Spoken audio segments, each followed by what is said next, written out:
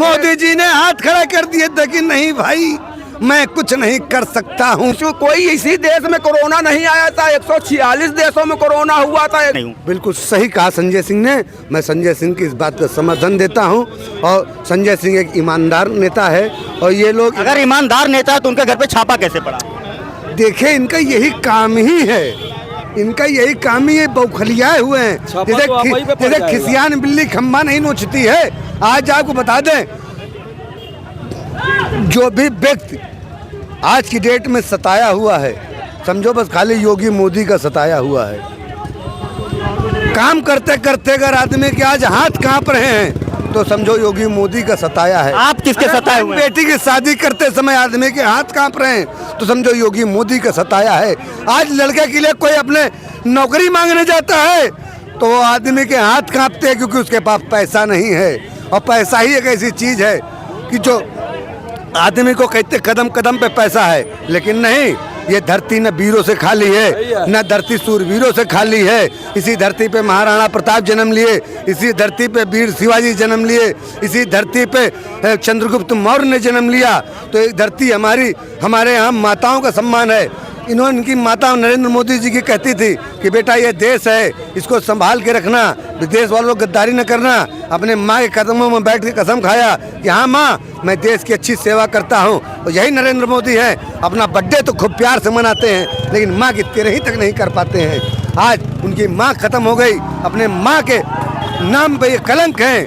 माँ आज उनकी माँ स्वर्ग में है और नरेंद्र मोदी नर्क में है। और आज इस माँ का माँ साथ देने वाली है तो वो सोनिया गांधी माँ है। बहन अगर साथ देने वाली है तो प्रियंका गांधी है। और सोनिया गांधी, प्रियंका गांधी और राहुल गांधी के साथ अगर कोई नरेंद्र मोदी जी तो कहते हैं कि ये पूरा देश हमारा परिवार है।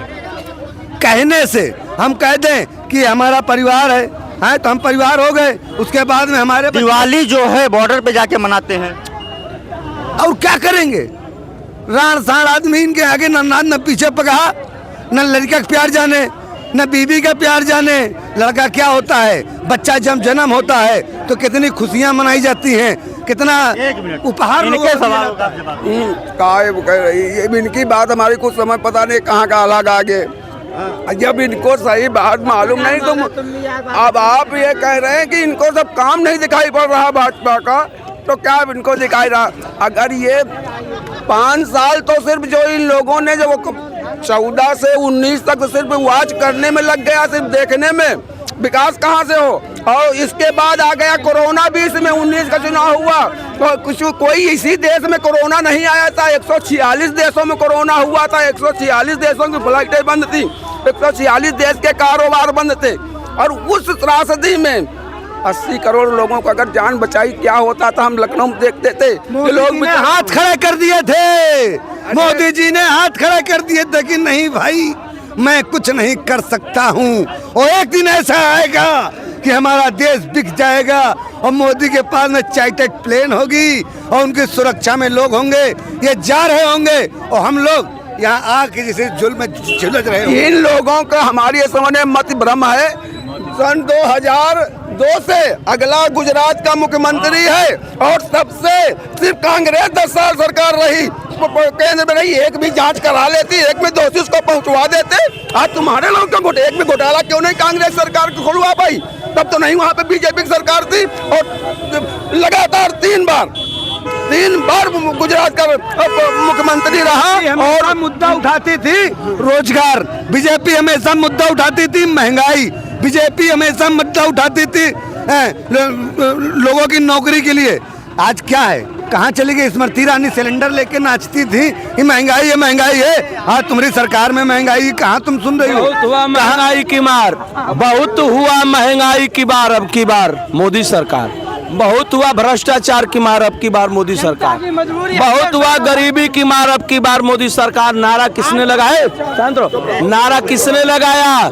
ये नारा माननीय मोदी जी ने लगाया। और सुनिए, मोदी जी राशन की बात आप लोग कर रहे हैं, राशन चौकीदार। सुनिए, माननीय मोदी जी ने कहा मैं देश का चौकीदार हूँ। माननीय मोदी जी ने कहा मैं देश का चौकीदार हूँ। चौकीदारी गरीबों की इस कदर हुई कि गरीबों के थाली से दाल छीन लिया गया, गरीबों के थाली से खाना छीन लिया गया, गरीबों का राशन छीन लिया गया। आपने देखा होगा लाल कार्ड पे 35 किलो राशन मिलता था, गेहूं मिलता था, चीनी मिलती थी, दाल मिलता था, चावल मिलता था, नमक मिलता था, मट्टी का तेल मिलता था, चना मिलता था, इतना आइटम मिलता था। माननीय मोदी जी ने उसको काट करके और 10 बीघे वाले को भी 2 यूनिट का राशन कार्ड, 8 बीघा, 5 बीघा, 6 बीघा, 4 बीघा, 2 बीघा, 1 बीघे वाले को 2 यूनिट का राशन कार्ड दे दिया।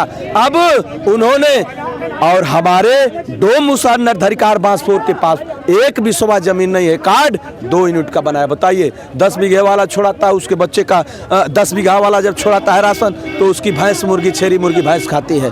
और हमारा 2 मुसहर निर्धारिकार बांसपुर 2 यूनिट राशन लेकर आता है, उसके बच्चे का आधा पेट ही नहीं भर पाता है। इसलिए यह सरकार गरीबों के साथ धोखा कर रही है, गरीबों के साथ छलावा हो रहा है, गरीबों के साथ बहुत बड़ा धोखा।